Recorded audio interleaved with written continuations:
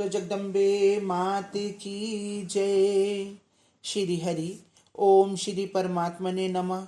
श्रीमद्वैपायन मुनि वेद व्यास प्रणीत महाभागवत देवी पुराण 62वां अध्याय। भगवान विष्णु का इंद्र से महाकाली के लोक के विषय में अनभिज्ञता व्यक्त करना। ब्रह्मा विष्णु और इंद्र का शिव लोक जाना तथा भगवान शिव के साथ भगवती महाकाली के लोक में जाना।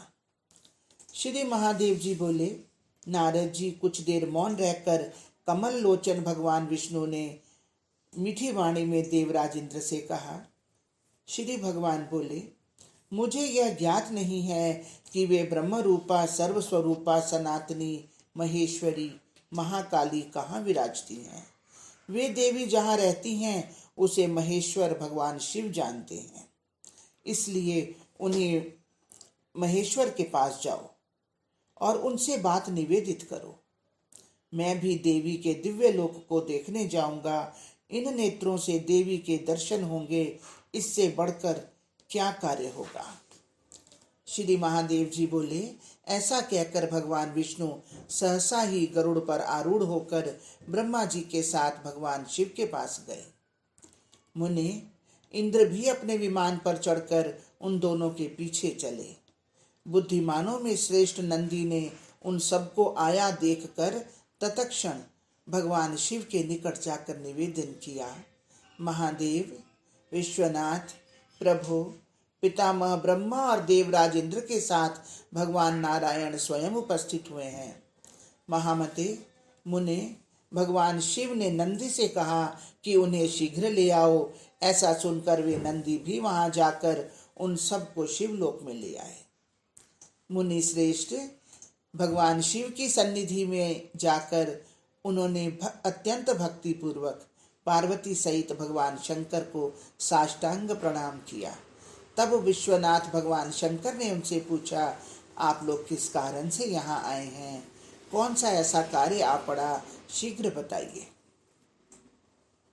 श्री विष्णु बोले, इन बुद्धिमान इंद्र ने शास्त्र वेत्ताओं में श्रेष्ठ मुनिवर गौतम से ब्रह्म हत्या का प्रायश्चित पूछा था। उन्होंने बताया कि सुर श्रेष्ठ भगवती महाकाली के लोक में जाकर उनके दर्शन करो, किंतु उनका लोक कहाँ है ये मैं नहीं जानता। उनकी बात सुनकर इंद्र ब्रह्मा जी के पास आए। उन्होंने मुझसे पूछा, प्रभु, जगदम्बिका का दिव्य लोक कहाँ है, यह मुझे बताइए। उन्होंने यह भी कहा कि देवी का दिव्य लोक कहाँ है यह मैं नहीं जानता। तब ब्रह्मा इंद्र को लेकर मेरे पास आए। प्रभु, ब्रह्मा जी की प्रेरणा से इंद्र ने मुझे भी यही बात पूछी। यह सुनकर विस्मित हुआ मैं उन दोनों के साथ यहाँ आया हूँ। विभो, आप अवश्य ही महाकाली के दिव्य लोक को जानते हैं, इसलिए आप कृपा पूर्वक हम सबको महादेवी के पुर ले जाकर देवी के दर्शन कराइए। महेश्वर, यह महाबाहु त्रिलोकेश इंद्र यदि ब्रह्म हत्या के महापातक से युक्त रहेगा तो त्रिलोकी कैसे रहेगी? श्री शिव जी बोले, मधुसूदन, 1,00,000 वर्षों तक तपस्या करके मैंने उस स्थान का ज्ञान प्राप्त किया है। आप सभी मेरे साथ आए, मैं वहां ले चलूंगा। शीघ्र ही उनके लोक में पहुंचकर उन भगवती के दर्शन कराऊंगा। श्री महादेव जी बोले, ऐसा कहकर भगवान शिव ने नंदी को शीघ्र वृक्ष वाहन तैयार करने की आज्ञा दी और कहा, हम सभी आज ही महाकाली के रत्न मंडित लोक को जाएंगे। महामुने, यह सुनकर नंदी ने शीघ्र ही उस आज्ञा का पालन किया।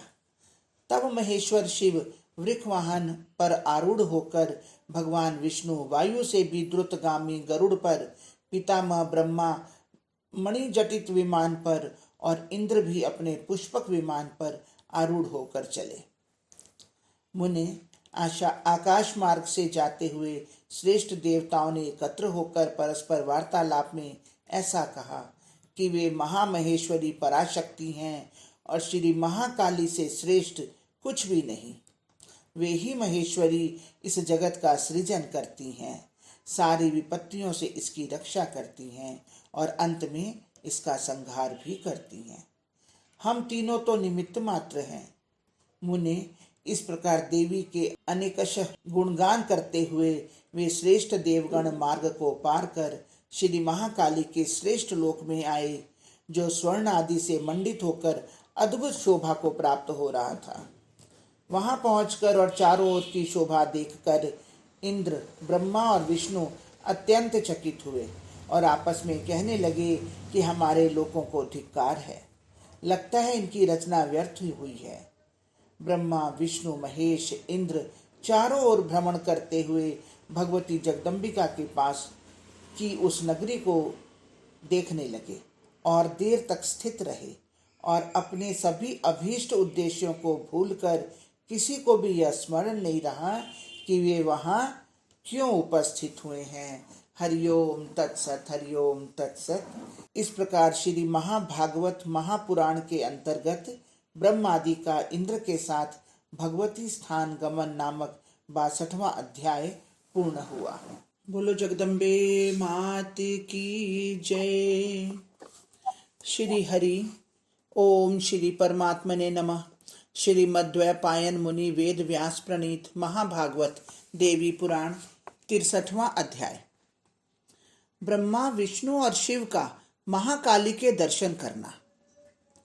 ब्रह्मा और विष्णु द्वारा भगवती महाकाली की स्तुति, भगवती का इंद्र को दर्शन देना तथा इंद्र का ब्रह्म हत्या जनित पाप से मुक्त होना। श्री महादेव जी बोले, कुछ समय बाद पुष्प चुनने वाली योगिनियां वहां आई। उन्होंने उन महापुरुषों से पूछा कि आप किस कारण यहाँ आए हैं। उनकी बात सुनकर उन्हें अपने आने का कारण याद आया और उन्होंने कहा कि हम साक्षात महाकाली के दर्शन करने आए हैं। योगिनियां बोली, यदि आप लोग देवी महाकाली के दर्शन हेतु ही आए हैं तो यहाँ खड़े रहकर इतनी देर से आदर पूर्वक क्या देख रहे हैं। देवी की महामाया आश्चर्यजनक है। जिसने इस संसार को मोहित कर रखा है उसी ने आप लोगों को भी मोहित किया है। आप अपने वर्तमान लक्ष्य को भूल गए हैं। श्री महादेव जी बोले, इतना कहकर वे सभी चली गईं और सभी देवता परस्पर कहने लगे कि इतनी देर से यहाँ आकर हम लोग खड़े खड़े क्या कर रहे हैं। भगवान विष्णु ने सदाशिव से कहा कि आपके द्वारा हम लोग इतनी देर से क्यों मोहित किए जा रहे थे। महेश्वर, हम लोग तो भगवती महाकाली के दर्शनार्थ आए हुए हैं, किंतु उन महेश्वरी देवी महाकाली के अब तक दर्शन नहीं हुए। श्री शिव जी बोले, हम लोग आज भी चलकर जगन्माता परमेश्वरी के दर्शन करेंगे और जगदम्बा के रत्न जटित पवित्र लोक में प्रवेश करेंगे।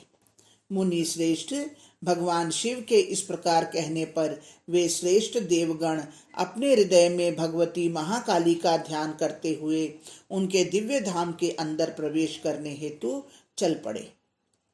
तब नगर द्वार पर पहुंचकर हर्ष से प्रफुल्लित नेत्रों वाले भगवान शिव ने ब्रह्मा, विष्णु आदि उन श्रेष्ठ देवों से कहा, यह विद्युत प्रभा के समान प्रभा युक्त स्वर्ण खचित वस्त्र से बना हुआ है।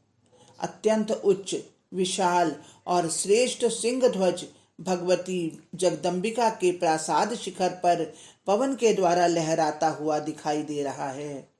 आप सब अपने विमानों और वाहनों से पृथ्वी पर उतरकर भक्ति पूर्वक उन जगत पूज्या भगवती को प्रणाम करें, जिससे इस नगर में प्रवेश करने में कोई विघ्न न हो। भगवान शिव की यह बात सुनकर उन सभी ने अपने वाहनों से धरातल पर उतरकर तथा ध्वज की ओर देखकर भक्ति पूर्वक प्रणाम किया। उन्होंने उस नगरी में प्रवेश को वर्जित करने वाले विघ्नों को भी चारों ओर देखा। तब भगवान शिव को आगे करके ब्रह्मा, विष्णु और इंद्र ने भैरवी गणों से रक्षित जगदम्बा की उस दिव्य नगरी में प्रवेश किया। उस दिव्य नगरी को देखकर वैकुंठपति भगवान विष्णु ने भी अपने मन में विस्मित होते हुए अपने दिव्य लोक की निंदा की। तब अंतःपुर के द्वार पर उन्होंने महाबाहु, स्थूलकाय, चतुर्भुज गणनायक गजानन को देखा। भगवान रुद्र ने उन गणनायक से परम प्रीति पूर्वक कहा कि वत्स, तुम शीघ्र जाकर महाकाली को मेरा संदेश दो। महेश्वरी ब्रह्मा, विष्णु और इंद्र शिव के साथ भक्ति पूर्वक आपके दर्शन की इच्छा से नगर द्वार पर आए हैं। उनके साथ रुद्र भी पुर के बाहर खड़े हैं। आप उन देवताओं के साथ वृषध्वज रुद्र को अंदर आने की आज्ञा प्रदान करें। शिव के वचन सुनकर गणनायक शीघ्रता पूर्वक महादेवी के अंतःपुर में शिव जी के संदेश को बताने चले। महामते, उन्होंने महादेवी को हाथ जोड़कर प्रणाम करके भगवान शिव का संदेश उनसे यथावत निवेदित कर दिया। यह सुनकर जगन माता ने गणनायक से तुरंत कहा, वत्स, तुम शीघ्र उन देवताओं के पास जाओ और पता करके मुझे बताओ कि ये देवगण किस ब्रह्मांड से आए हैं, क्योंकि ब्रह्मांड तो अनेक हैं और वहां रहने वाले ब्रह्मादि भी अनेक हैं। यह सुनकर गणनायक ने देवगणों के पास जाकर उनसे पूछा। इस पर वे देवगण अत्यंत चकित होकर बोले कि हम तो किन्हीं अन्य देवेश्वरों को नहीं जानते। तब गणनायक ने पुनः जाकर उनकी बात भगवती जगदम्बिका से कही। उन्होंने गणनायक को ब्रह्मा, विष्णु और शिव को लाने की आज्ञा दी। नारद, तब वे गणनायक लौटकर ब्रह्मा, विष्णु और शिव को भगवती के अंतःपुर में ले गए। इंद्र साक्षात प्रकृति रूपा आद्या भगवती के दर्शन से वंचित होकर दुखी मन से उस नगरी के बाहर ही खड़े रहे। महेश आदि प्रमुख देवगणों ने अंतःपुर के श्रेष्ठ द्वार पर आकर रत्न सिंहासन पर विराजमान महादेवी के दर्शन किए। वे श्रेष्ठ आसन पर विराजमान थी। उनके केश पाश खुले हुए थे। उनकी 3 भयानक तेजस्विनी आंखें थीं और 4 भुजाओं से सुशोभित हो रही थी। कोटि सूर्यों के समान उनकी प्रभा थी और वे अत्यंत भयावह थी। उन्होंने श्रेष्ठ रत्न समूहों से देदीप्यमान कुंडल धारण कर रखे थे।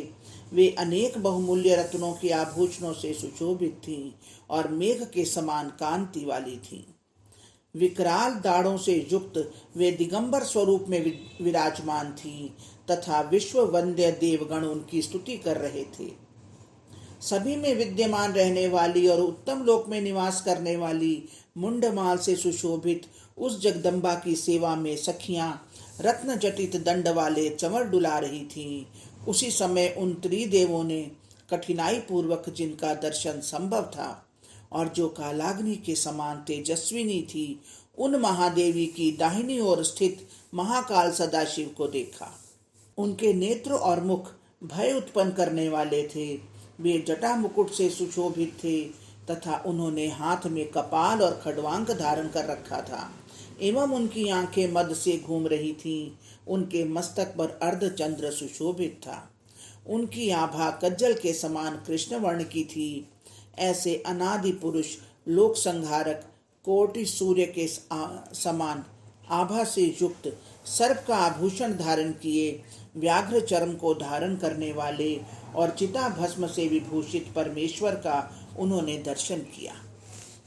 नारद जी, तब उन त्रिदेवों ने वेद वर्णित विधि स्तोत्रों से स्तुति करके भूमि पर दंडवत गिरकर जगदीश्वरी महादेवी और परमेश्वर महाकाल को प्रणाम किया। मुनिवर, इसी बीच शिव जी सहसा उन महाकाल के साथ एकाकार हो गए। तब ब्रह्मा और विष्णु ने सदाशिव को न देखकर यह विचार किया कि महेश्वर शिव कहाँ चले गए। उन्हें यह भी चिंता हुई कि इंद्र को देवी के दर्शन होंगे अथवा नहीं। वत्स, वे दोनों इस प्रकार चिंता कर ही रहे थे कि वे जगदीश्वरी महादेवी महाकाल के साथ उसी क्षण अदृश्य हो गईं। महामुने, यद्यपि महाकाली और महाकाल शंकर वहीं उपस्थित थे, किंतु देवी की माया से प्रभावित ब्रह्मा और विष्णु उनको नहीं देख रहे थे। मुने, तब ब्रह्मा और विष्णु देवी के दर्शन के लिए व्याकुल होकर हाथ जोड़कर भक्ति पूर्वक महाकाली की स्तुति करने लगे। ब्रह्मा और विष्णु बोले, सर्व सृष्टि कारिणी परमेश्वरी, सत्य विज्ञान रूपा नित्या आद्या शक्ति, आपको हम प्रणाम करते हैं। आप वाणी से परे हैं, निर्गुण और अति सूक्ष्म हैं, ज्ञान से परे और युद्ध विज्ञान से प्राप्य हैं। आप पूर्णा, शुद्धा, विश्वरूपा, सुरूपा, वंदनीया और विश्व वंद्या हैं। आप सबके अंतःकरण में वास करती हैं और सारे संसार का पालन करती हैं। दिव्य स्थान निवासिनी आप भगवती महाकाली को हमारा प्रणाम है। महामाया स्वरूपा आप महामयी और माया से अतीत हैं। आप भीषण श्याम वर्ण वाली भयंकर नेत्रों वाली परमेश्वरी हैं। आप सिद्धियों से संपन्न विद्या स्वरूपा समस्त प्राणियों के हृदय प्रवेश में निवास करने वाली तथा सृष्टि का संहार करने वाली हैं। आप महाकाली को हमारा नमस्कार है। महेश्वरी, हम आपके रूप, शील, दिव्य धाम, ध्यान एवं मंत्र को नहीं जानते। शरण्य, विश्वाराध्य, हम सारी सृष्टि की कारणभूता और सत्ता स्वरूपा आपकी शरण में हैं। माता, द्युलोक आपका सिर है, नभोमंडल आपका नाभि प्रदेश है, चंद्र, सूर्य और अग्नि आपके त्रिनेत्र हैं। आपका जगना सृष्टि के लिए दिन और जागरण का हेतु है एवं आपकी आंखें मूंद लेना ही सृष्टि के लिए रात्रि है। देवता आपकी वाणी है, यह पृथ्वी आपका नितंब प्रदेश तथा पाताल आदि नीचे के भाग आपके जंघा, जानू, गुल्फ और चरण हैं। धर्म आपकी प्रसन्नता और अधर्म कार्य आपके कोप के लिए है। आपका जागरण ही इस संसार की सृष्टि है और आपकी निद्रा ही इसका प्रलय है। अग्नि आपकी जीवा है, ब्राह्मण आपके मुख कमल हैं, दोनों संध्याएं आपकी दोनों भ्रिकुटियां हैं। आप विश्वरूपा हैं, वायु आपका श्वास है, लोकपाल आपके बाहु हैं और इस संसार की सृष्टि, स्थिति और संहार आपकी लीला है। ऐसी सर्वस्वरूपा आप महाकाली को हमारा प्रणाम है। आप ब्रह्म विद्या स्वरूपा हैं, ब्रह्म विज्ञान से ही आपकी प्राप्ति संभव है। सर्वसार रूपा अनंत स्वरूपिणी माता दुर्गे, आप हम पर प्रसन्न हो।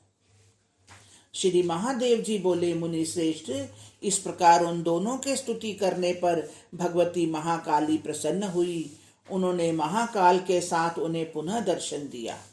महाबाहु भगवान शंकर भी महाकाल के उस शरीर से पुनः बाहर निकलकर रजत पर्वत के समान आभा से युक्त हो सुशोभित होने लगे। उन्होंने जगदम्बा से कहा कि इंद्र भी भक्ति भाव से आपके दर्शन हेतु आए हैं और नगर के बाहर प्रतीक्षा में खड़े हैं। महेश्वरी, आप आज्ञा दें तो आपके पास लाकर आपके इस दिव्य लक्षणों से संपन्न श्रेष्ठ विग्रह के उन्हें दर्शन करा दें।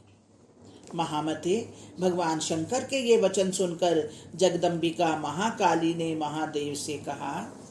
देवी बोली, महादेव, यदि आप देवराज इंद्र को मेरे दिव्य लोक में लाना चाहते हैं तो सुर श्रेष्ठ आप ऐसा करें। देव, दधीची की हड्डियां ग्रहण करने का उसका जो महापाप था वह तो मेरे धाम के बाहर आने से ही प्रायः नष्ट हो गया। महामते, जो कुछ बचा है उसके शमन के लिए मेरे इस अंतर्गृह के थोड़े से रजकण उन्हें दे दे। तदंतर पाप रहित हुआ इंद्र जब मेरे समीप आएगा तब मेरे दुर्लभ दर्शन उसे प्राप्त हो सकेंगे। श्री महादेव जी बोले, महाकाली से इस प्रकार आदेश पाकर महेश्वर शिव ने वहां जाकर महादेवी के अंतःपुर की रज इंद्र को देकर उसे दिव्य लोक में प्रवेश कराया। महामुने, इंद्र ने महादेवी के अंतःपुर में प्रवेश करके पद पद पर पृथ्वी तल पर गिरकर जगदम्बिका के चरण में प्रणाम किया। नारद जी, इंद्र भगवान सदाशिव के साथ भगवती के भवन के द्वार पर आए और उन्होंने देव दुर्लभ त्रैलोक्य जननी को देखकर भूमि पर दंड की भांति गिरकर उन्हें प्रणाम किया। तत्पश्चात सुरश्रेष्ठ इंद्र ने उठकर वेद शास्त्रों में वर्णित स्तोत्रों से उन जगदवंद्या महाकाली का स्तवन किया। तत्पश्चात मुनि श्रेष्ठ महेश्वरी को पुनः प्रणाम करके ब्रह्म आदि श्रेष्ठ देवगण अपने अपने लोक को चले गए। मुनि श्रेष्ठ, आपने मुझसे जो पूछा था वह महाकाली के दिव्य दर्शन का अत्यंत पुण्यमय आख्यान मैंने आपसे बताया। जो मनुष्य भक्ति के साथ प्रयत्न पूर्वक इस आख्यान का पाठ अथवा श्रवण करता है उसे ब्रह्म हत्या जनित पाप नहीं रहते। उसे 100 अश्वमेधों से होने वाले महापुण्य की प्राप्ति होती है तथा स्वास्थ्य, अपार संपत्ति और पुत्र पौत्रादि का सुख प्राप्त होता है। जो मनुष्य अष्टमी, चतुर्दशी अथवा नवमी की रात्रि को ध्यान पूर्वक इसका पाठ करता है वह देवी के श्रेष्ठ लोक को प्राप्त करता है। अमावस्या की अर्धरात्रि में तथा पूर्णिमा को जो इसका पाठ करता है उसे 10,000 गांव के दान का पूर्ण फल प्राप्त होता है। नारद जी, उसके संकट तुरंत नष्ट हो जाते हैं और शीघ्र ही उसकी उन्नति का मार्ग प्रशस्त होता रहता है। उसे शत्रुओं से किसी प्रकार का भय नहीं रहता और जगदम्बा की कृपा से संग्राम में उसकी सदा विजय होती है। पितरों के श्राद्ध दिवस पर जो एकाग्रचित होकर इसका पाठ करता है उसके पितृगण संतुष्ट होकर श्रेष्ठ कव्य का भोग करते हैं। महामुने, यदि अन्याय से उपार्जित धन से भी श्राद्ध किया जाता है अथवा इस प्रकार की अन्य कोई त्रुटि हो जाती है तो भी पितरों के लिए वह श्राद्ध परम प्रीतिदायक हो जाता है। हरिओम तत्सत, हरिओम तत्सत। इस प्रकार श्री महाभागवत महापुराण के अंतर्गत श्री भगवती द्वार गमन से देवराज ब्रह्म हत्या हरणोपाख्यान नामक 63वां अध्याय पूर्ण हुआ। बोलो जगदम्बे मात की जय।